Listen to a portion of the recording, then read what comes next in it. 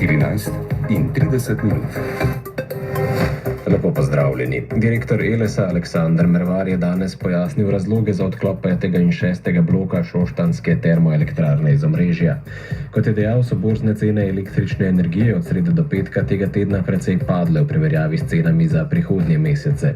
Poleg tega so v premogovniku Velenje doživeli stebrni udar, kar pomeni, da dnevni skok premoga še nekaj časa ne bo zadostoval potrebam Teša.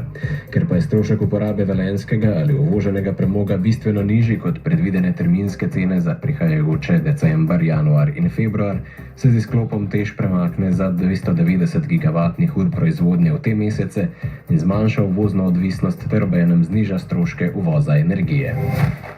Danes obeležujemo Svetovni dan oživljanja.